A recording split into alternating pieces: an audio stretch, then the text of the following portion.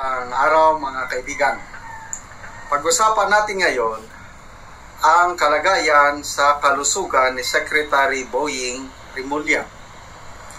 2 days ago, nag-vlog si Fair Lady Maharlika na according to her sources, 3 linggo nang nakaratay si Secretary Boying Rimulya sa St. Luke's Hospital.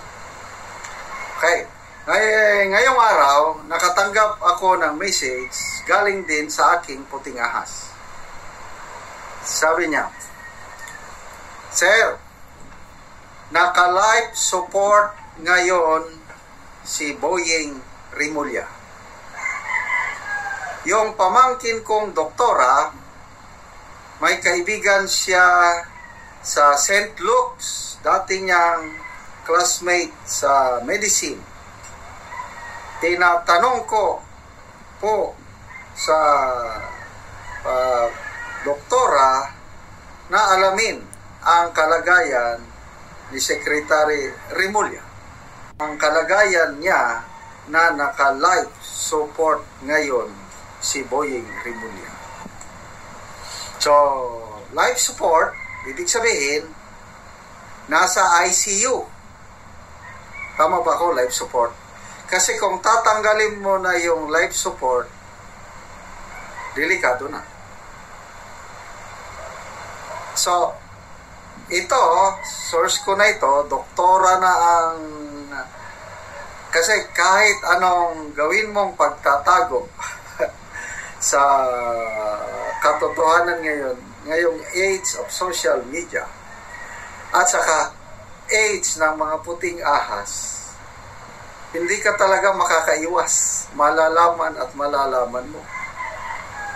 So, alam naman natin yung pinagdaanan ni Secretary Boying Rimulya mga 2 or 3 months ago na triple heart bypass. So, salamat naman at nakaligtas siya ng ating Secretary Boying. Sana hindi muna siya nagbalik trabaho. After 10 days, balik ka agad, nagtrabaho na, tapos may mga sumunod na mga pangyayari na naman sa DOJ na kailangan niyang asikasuhin. So very stressful yung buhay niya. So dahil siguro sa stress, ayun, humina yung resistensya. Rin mo, naoperahan ka, na wakwak ang dibdib, ginanong triple heart bypass. Yung mga nabasa kong article tungkol dyan, talagang napakahina na ang immune system sa mga tao na nagkaroon ng ganyang operation. So, pinaka-last na narinig ko siya, yung tungkol na sa ICC, na sinasabi niya kailangan niyang magpunta sa Malacanang, kausapin si Executive Secretary Lucas Bersamin para maghingi siya ng guidance tungkol sa ICC kasi naguguluhan siya. Very clear yung maalala kong pronouncement ni Secretary Boying na sabi niya, hindi natin tatanggapin ang ICC. Very clear. Kasi ang basihan niya, yung statement din ng Pangulong Marcos na wala nang pakialam ang ICC sa atin, very clear nung una. But lately, nabago ang ihip ng hangin. Ito po, yung mga kaganapan sa ating bansa na I believe ito yung mga nagpalala sa kondisyon ni Secretary Rimulya. Okay, yung sinabi pa ni Maharlika. Yung DFA, sila dapat ang mag-handle nito. Dahil foreign nationals na ito yung parang it's a separate entity. Pero mo, International Criminal Court. Dapat dadaan sila sa Department of Foreign Affairs. May mga protocol na susundin yan eh. But napag-alaman ko, nabasa ko articles na hindi sang-ayon ang DFA na babalik dito sa Pilipinas. Yun yung nabasa ko. Kaya saludo ako sa taga-DFA kasi itong ating Secretary Manalo, career official yan.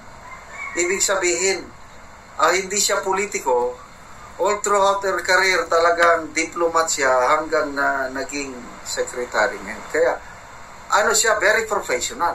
Mga tauhan niya professional. Kaya nakita nila, wala na talaga. Ayaw nila. May gusto. Dahil political motive. Gusto ng Pangulo eh. Gusto ni Tamba. Kaya, tama, I agree yung sinasabi ni Fair Lady Marlica na na-transfer from DFA, transfer na yung pag-handle sa ICC, Department of Justice na. Ano ngayon? So, paano ma-handle ni... Kaya iba nang nag-handle kasi nakaratay na sa hospital ang Secretary of Justice. Pag i-handle pa niya, lalo ito mapiligro. So ito pa ang isang tanong ko, bakit naman itong ating gobyerno na wala man lang silang kaimik-imik tungkol sa kalagayan ng Secretary? We have the right to know. Secretary of Justice is a public official. Importante yung trabaho niya. Kaya tayong mga tao, karapatan natin malaman anong nangyari. Bakit tahimik sila? Ano naman lang sabihin? Nung una, di ba? Nag-leave siya for 10 days. So, yung pala na-opera. At least nalaman natin kagad. Ngayon, 3 weeks na. Nakaratay pala sa hospital, tahimik ang DOJ, tahimik ang palasyo. Anyway, ito na po ang kalakaran ng gobyernong ito. Napaka-secretive. Ito, may message din akong natanggap. Later on ko na tungkol sa kalagayan ni ni PBBM. Yung sakit. Later on ko na lang. Puting ahas na naman. So, ako, personal ito. I hope Secretary can recover. Let's pray. Mananawagan ako ng dasal para sa kanyang kaligtasan. At kung makarecover siya nito, may unsolicited advice, Secretary Boying Rimulya, huwag na kayong babalik sa DOJ. Mag-leave na kayo. Kasi 1 year. Enough rest ang kailangan po ninyo. Hindi yung kagaya ng ginawa nyo na halos wala pang 1 o 2 araw, nagtrabaho na kayo. Ako, kahit wala akong pera, kahit kain lang ako ng kamuti, saging dyan, basta healthy ako, happy na.